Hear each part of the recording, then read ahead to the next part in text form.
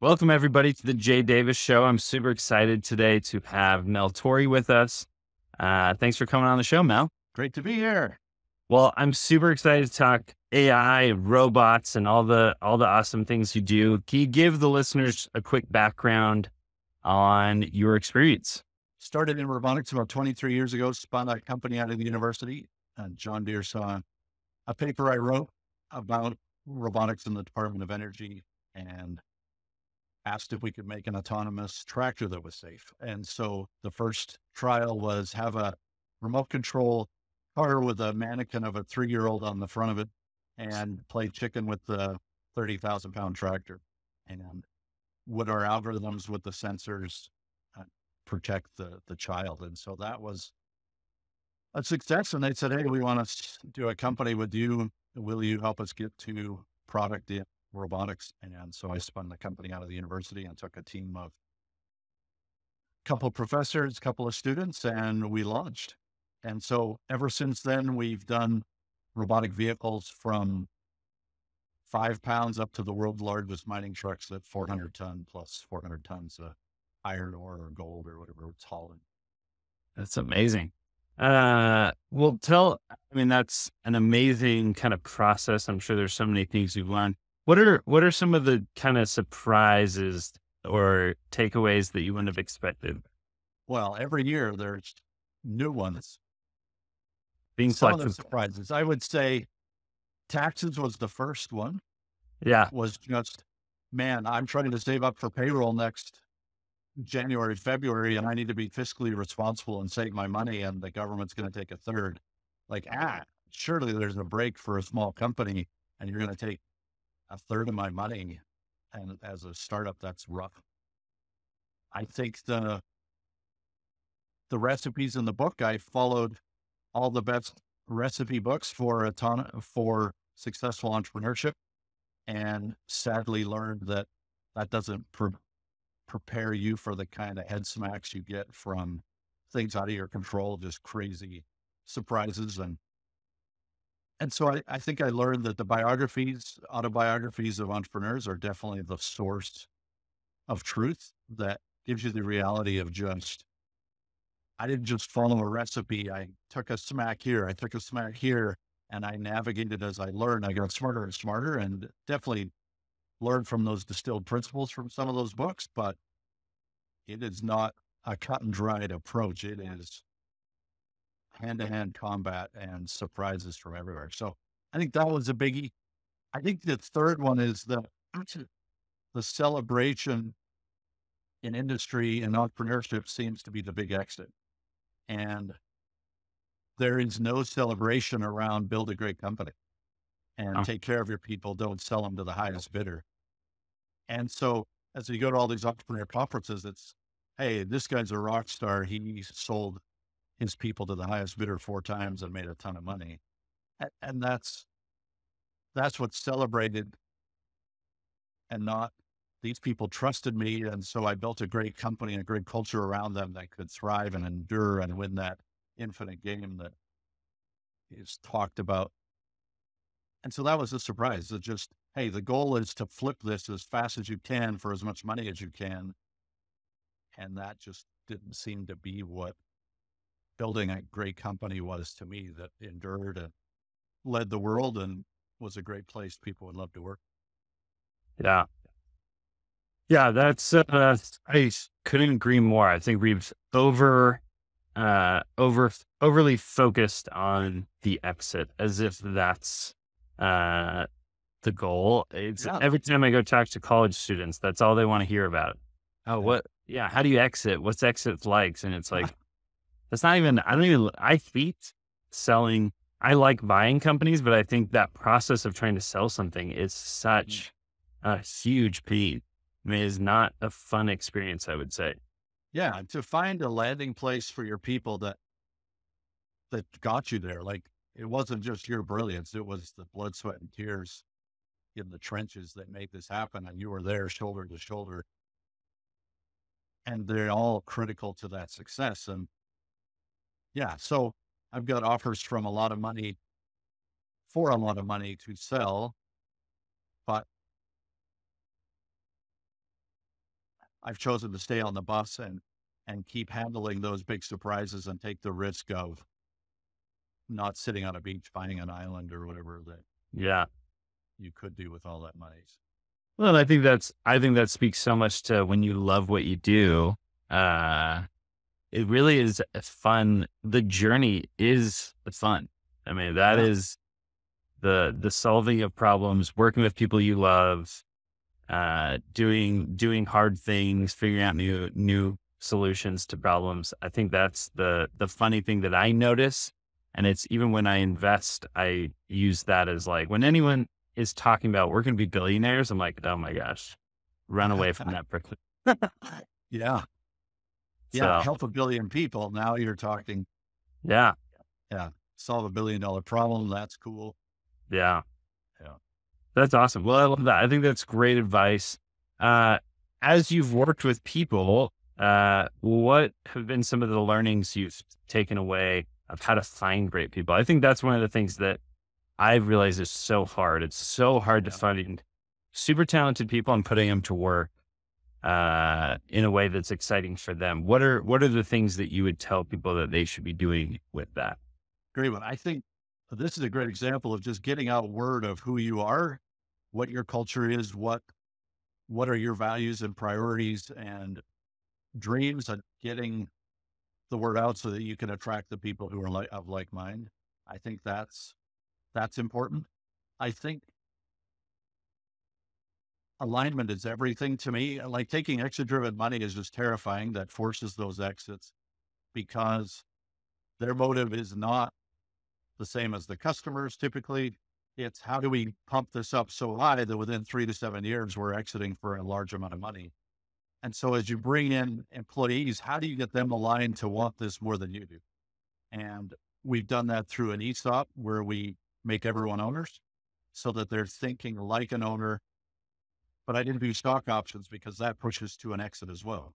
Yeah. I need to sell so that, but no, an ESOP, the valuations were more based on the ability to pay out owners as they leave. And so I think you make better decisions that way. So how do you align them?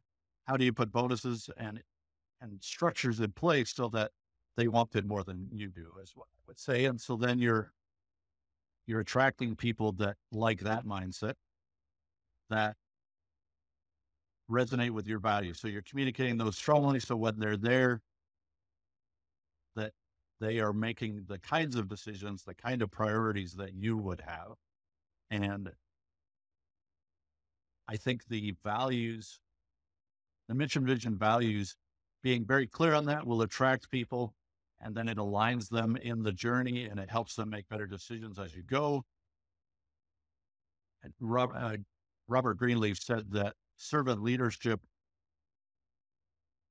is a practice in which you help people be healthier, wiser, more autonomous. And so how do you help people be more autonomous? That's right aligned with Daniel Pink's 3 keys of engagement, that the mastery, purpose, and autonomy. If you provide those things like clarity to your mission, your vision, and your values, then they can be more and more autonomous. They don't have to be micromanaged. They are all aligned in where you're trying to go. They can make better decisions. And I think the clincher would be is if you have the value of humble or psychological safety in your culture, because that means that anyone can come into this organization and bring value, and that they are going to have a voice in every meeting, every team, and that ability to contribute is so important for people. And so if they can find an organization that has humble as a core, that they can immediately come in and contribute, be listened to and valued, and have that autonomy because they know where it's going and they can make decisions on their own to contribute to the direction the company's trying to go. Man, I love that. I think that is so much wisdom. And I think that's such a difficult thing, but you see that difference with people who have that ownership mentality when they feel like bought in. I'm a part of this. And I think we're seeing also that right now. I mean, so many businesses went down this road of let's just only focus on the exit. And then now all of a sudden, when venture money is drying up, all of a sudden there's this massive shift to profitability and build a great company. And so uh, Yeah. I'm sure the people who didn't listen to these kind of warnings are regretting it. So I think it's very wise. Um, as you've worked with people, what would you say is kind of the key thing that you've learned about finding someone, or even maybe recognizing great talent? Is there any things that you've learned, which I'm sure there's a lot over 23 years, about how to recognize great talent? Great question. I think the first foundation is really hire for attitude and train for skill. I think that's just a life is too short to hire brilliant jerks. And so I Yeah. think obviously you want to find brilliant, humble people that can help everyone in the room bring together the best solution. I would say the best are those people who can't shut up about it, and they have those side projects, and you can see they've taken the initiative to pursue and spend time on it because they love it. Yeah. And so I remember one guy that was into 3D and user interfaces. And when he'd come near your desk, you got sucked into that vortex and he just had to tell you about the latest cool thing that he was doing or what he's been learning in industry. And then at home, you're hearing about those kinds of projects where, yeah, I built my own little robot. I did this a little fun project. I think those people who do it because they love it and it's not a 9 to 5, those are your 10x guys versus your 1 or 2x guys that Yeah. are the key nuggets. So they really are that 80/20 for your organization. And if you can find those key people that are passionate about what they do, then you take it to a whole nother level at your company. Yeah. I love that. I'm stealing that phrase. Hire for attitude, train for skill. I Ah, think is brilliant. I mean, that is every problem we've had, I think, with people, it was they had a lot of talent and skill, but wrong attitude. yeah. Yeah. It's so tempting and it's tempting to keep them. Yeah. Hey, they're so smart. And yet, man, they ticked that guy off and he left, or no one wants to work with them. But he's so good. And he just, Yeah. our- life's too short. The cancer, you're going to lose those good, passionate people who are doing it because they love it, because they're treated like garbage. I, and two okay people with great attitudes versus one brilliant jerk, they will bring ideas together in different perspectives that brings a far better solution than the geniuses. Yeah. Yeah, I love that. Well, as you've worked with those people, what are some of the things that you guys have seen? I mean, you're solving very complex problems. You're solving, autonomous driving and working on all these things that are far beyond what I understand in the world as a marketer. But what are some of the kind of key things that you guys focus on as you solve problems? How do you approach that problem solving? Whether it's a big problem or a small problem, what are some of those things that people can learn? Good one. I think the having clarity to the problem as you get detailed in the technical side, it's having clear requirements and even articulating how are we going to test that the problem has been solved. That's a key in some of this core development where you're deep into problem Yeah, solving. Hey, here's the problem. Here's what it needs to be able to do. How are we going to test that? If your engineers know the problem you're trying to solve and how you're going to test it, then there's far less micromanaging needed. And and then there's clarity. Everyone understands what exactly we're trying to accomplish. And then I think I'm a big fan of whiteboards and being in person. I have plenty of pushback from the introverts who never want to leave their basement again after the pandemic. Right. I'm I'm really pushing that we come in 1 day a week and we do a free lunch staff meeting, town hall kind of meeting. And, and then we've reconfigured all of our offices to whiteboard and big TVs and meeting areas. And so they work at home at their workstations, but then come in together and let's solve problems together and come up with a design and approach so that we truly have that 1+1=3 instead of these 1+1+1 in their basement kind of thing. So I think Yeah. a team effort, clarity to what you're trying to do, the psychological safety, humble, that part of hiring for attitude is that everyone is going to keep bringing their best ideas to a room versus they didn't listen to me last time. This guy's just going to get his way anyway. You just can't get the best solutions with that culture Yeah. side. So clear, clear requirements, the clarity to the question we're trying to ask. How are we going to test it to know that we've solved it?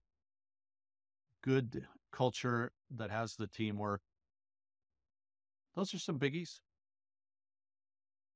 I think for me personally, when I'm solving a problem, I will take a run at it myself. And over time, there's percolating of the problem in your subconscious. I meditate every day. And I do find as I work on it early enough that the solution comes over multiple days instead of one session at a whiteboard. And and so you're always writing down impressions that come.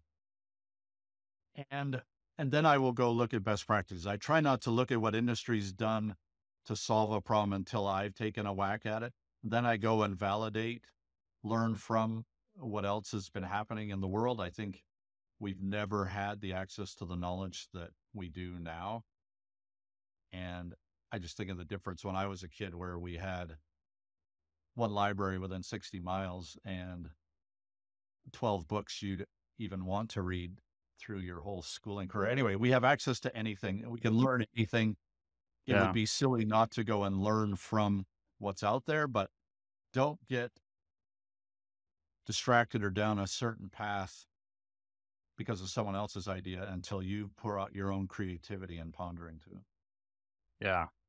Well, I think that's there's so much to be learned there of having something to draw from. I think that's one of the things that when I talk to young entrepreneurs or younger people who want to be entrepreneurs, it's, go work, go get experience, go try stuff. You don't have to start something right out of school. That's not to say that can't work. There's a lot of people who do that and that does work. But I think, like you were saying earlier, go solve a cool problem, try and do something you're passionate about. Um, but I want to ask, I love to read. You saw my Yeah. office probably for a minute there. Yeah. Big book guy. What are your top, like right now, if you could recommend a nonfiction book and a fiction book, what are kind of the two you would recommend? That is not a good question. I mean, for me, because I was so addicted to fiction as a kid that like Louis L'Amour books, I would read all night. I had to see how it ended and I couldn't stop. And so I've Yeah. had to ban myself from fiction. So I Yeah. don't have a fiction answer unless it's anything from Louis L'Amour from when I was 14. But Great books. I nonfiction, love Louis L'Amour. I was raised on that. My mom had most of them, but n- definitely nonfiction. How to Win Friends and Influence People is probably the foundation for a strong culture, for a strong leader. It's just timeless in its wisdom, Yeah. and I try to get to it every year. That's just really good. The Simon Sinek, he came out with his books, and I felt like, oh, those are the books I was going to write. There was finally a voice out there for Yeah. People First and Humble and Infinite Game versus the Big Exit or the next big financial target. So I would say that anything from him really resonates with my approach and mindset to business. Yeah. And Beyond Entrepreneurship 2.0 from Jim Collins, I would say is just a wonderful handbook for the entrepreneurial journey. I would highly recommend that one.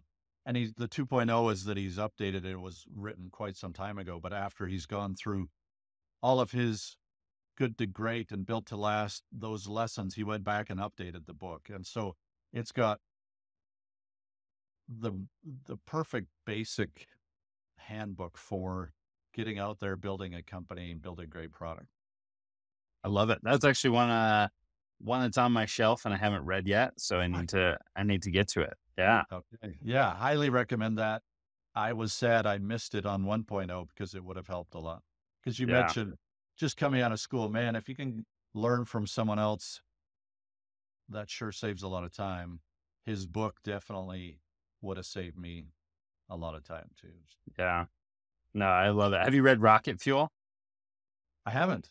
That's I think one of the greatest like core to understanding how businesses are started and kind of this dynamic that almost every great business has a visionary leader and an integrator leader. You have someone who has the big vision, does the big relationships, and you have someone who integrates and makes it all happen. And I wish I would have read that in college. I mean, it would have changed a lot of things. But I think that's like you said, sometimes getting hit in the face and going through it the hard way kind of makes you more receptive to learning. The So lessons go deeper, I've found. yeah, Yeah, you yeah, don't forget the $10 million ones. Yeah.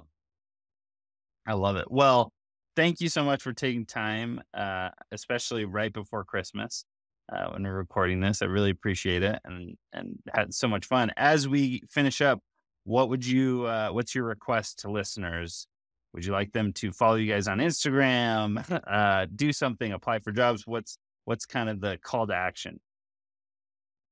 Yeah, I think if you're interested in robots, go to asirobots.com, come join a company that's trying to make an enduring, perpetual difference in the world through automation. And yeah, we have a foundation called the Wayne Julian Foundation and an initiative called Innova, where we're trying to go lift regions out of poverty through Clayton Christensen's book, The Prosperity Paradox.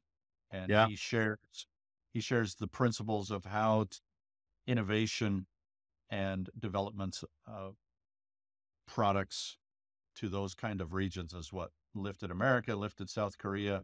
And so we traveled to countries like Africa and Guatemala and are trying to create products and companies down there uh, at, in our nonprofit foundation just to lift those regions. So that's the Wayne Julian Foundation under Innova. So those are two great options. love it. Well, thanks again for taking the time and sharing all the wisdom. A lot of things that I was like, oh, that's a great piece of advice. So really Well, appreciate thanks it. for having me, Jay. I love what you're doing. That's awesome. Thanks so much. We'll talk to you All soon. right. Yeah. Take care.